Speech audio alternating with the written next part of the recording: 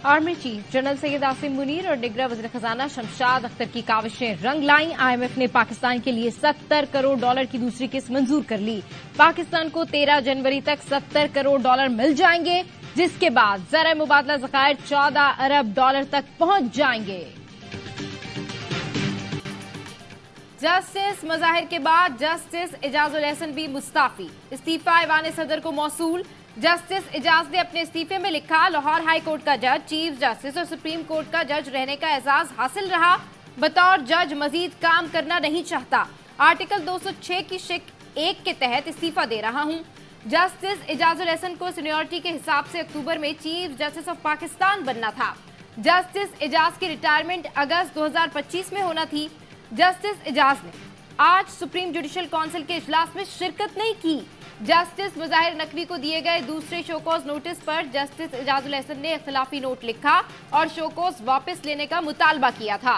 गुज़िश्ता रोज justice मुजाहिर Ali Akbar Naqvi भी इस्तीफा दे चुके, जो सदर आरिफ अलवी ने मंजूर कर लिया।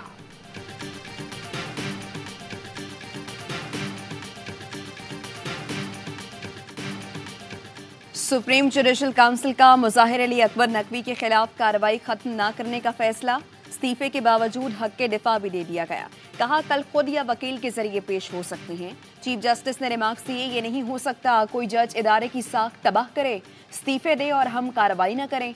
पूरा पाकिस्तान हमारी तरफ देख रहा है। शिकायतें असली थी या नहीं, कोई तो फाइंडिंग देनी है। कोई जज सुप्रीम कोर्ट की साख तबाह करे, इस्तीफा दे, तो क्या उससे हमें खतरा नहीं होगा?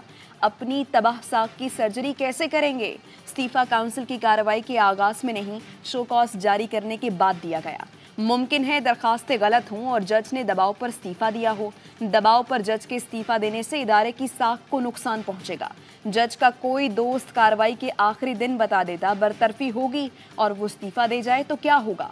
जस्टिस एजाजुल एहसन की अदम शिरकत के बायस जस्टिस मंसूर अली शाह को काउंसिल में शामिल किया गया था।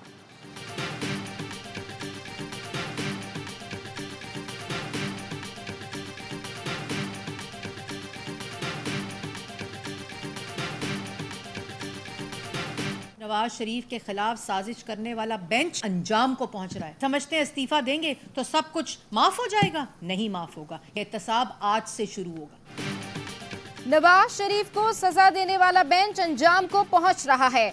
नून लीग की तर्जुमान मरियम औरंगजेब का रद्द-ए-अमल। कहा, महंगाई और बेरोजगारी के जिम्मेदार मुजाहिर नकवी और एजाजुल एहसन है। क्या इस्तीफा देने से दामन पर लगे दाग धुल जाएंगे? मुजाहिर नकवी ने गलत नहीं किया तो इस्तीफा क्यों दे दिया? क्या इस्तीफों से अवाम भूल जाएंगे, मुआफ कर देंगे? एहतसाब तो अब शुरू होगा।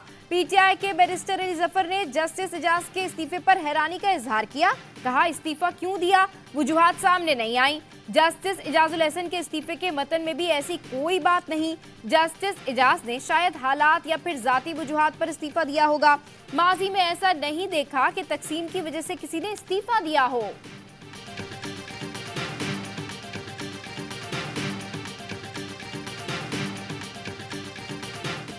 पीटीआई को बल्ले की वापसी का फैसला सुप्रीम कोर्ट में चैलेंज। पेशावर हाई कोर्ट के फैसले के खिलाफ इलेक्शन कमीशन की सुप्रीम कोर्ट में दरखास्त कल समाअत के लिए मुकर्रर। मौक़िफ़ अपनाया, हाई कोर्ट का फैसला आइन और कानून के खिलाफ है। पीटीआई की जानिब से इलेक्शन कमीशन के खिलाफ पेशावर हाई कोर्ट में तौहीन अदालत की दरखास्त समाअत के लिए मुकर्रर। 2 रुकनी बेंच कल दरखास्त सुनेगा। मौक़िफ़ इख्तियार किया गया कि अदालती अहकामात के बावजूद इलेक्शन कमीशन ने पार्टी सर्टिफिकेट वेबसाइट पर शाया नहीं किया।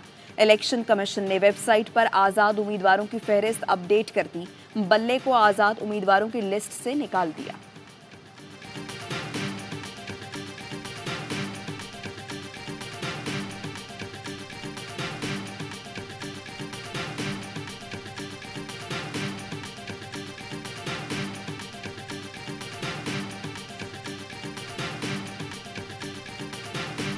हमारे टिकटों से रिलेटेड मशावरत कंप्लीट हो गई। शाम 9 बजे से पहले या 11 बजे से पहले किसी भी वक्त मैं टिकटों का ऐलान करूंगा। सारे उम्मीदवार अपने टिकट कल या परसों ताल्लुका रिटर्निंग अफसरान के सामने फाइल करेंगे। आज रात 11 बजे से पहले टिकटों का ऐलान कर दूंगा। चेयरमैन पीटीआई बैरिस्टर गौहर का ऐलान। कहा, बानी तहरीक इंसाफ से मुशावरत मुकम्मल हो चुकी, जिसे टिकट ना मिले वो भी पार्टी के फैसले को सपोर्ट करे। आइंदा 3 से 4 रोज में इलेक्शन मुहिम शुरू करेंगे। बोले, सुप्रीम कोर्ट जाना इलेक्शन कमीशन का हक है। कमीशन को हाई कोर्ट ऑर्डर की कॉपी जमा करा दी है। इस्तदा है पहले ही देर हो चुकी, जल्द अज जल्द बल्ले का निशान अलॉट करें। इलेक्शन कमीशन की जिम्मेदारी है कि इंतखाबात शफाफ कराएं।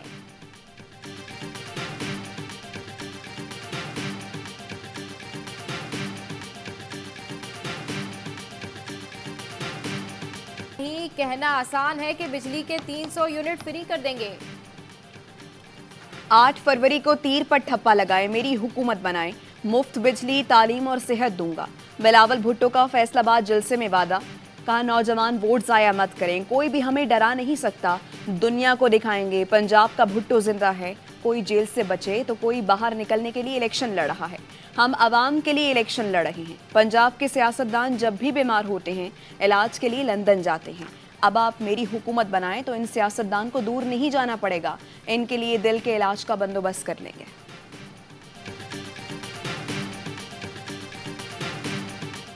Deep talk. हमारे मसाइल का हल नहीं, कहना आसान है कि बिजली के 300 यूनिट फ्री कर देंगे, तालीम यूनिवर्सिटी तक फ्री और तनख्वाहें डबल ट्रिपल कर देंगे। मंशूर हकीकत पसंदाना होना चाहिए, ऐसे वादे ना किए जाएं जिन पर अमल दरामद नामुमकिन हो। निगरां वज़ीर इत्तलात मुर्तज़ा सोलंकी का नाम लिए बगैर सियासी मंशूर पर तनकीद। इस्लामाबाद में सेमिनार से खिताब करते हुए वाज़ेह किया, आम इंतखाबात 8 फरवरी को ही होंगे। निगरां हुकूमत इलेक्शन कमीशन के पीछे खड़ी है। सिक्योरिटी समेत तमाम जरूरियात पूरी की जाएंगी। फैसल करीम कुंडी का मुर्तज़ा सोलंकी को जवाब। कहा, मुर्तज़ा सोलंकी निगरां वज़ीर इत्तलात हैं या किसी पार्टी के सेक्रेटरी इत्तलात। इलेक्शन कमीशन सियासी बयानबाजी का नोटिस ले। बिलावल के मंशूर से तकलीफ मुखालफीन को और इजहार निगरां वजीर कर रहा है। जुल्फिकार भुट्टो और उनके जानशीन जो वादे करते हैं वो पूरे करते हैं। पीपल्स पार्टी इक्तदार में आती है तो मुल्क के खजाने में भी बरकत आती है।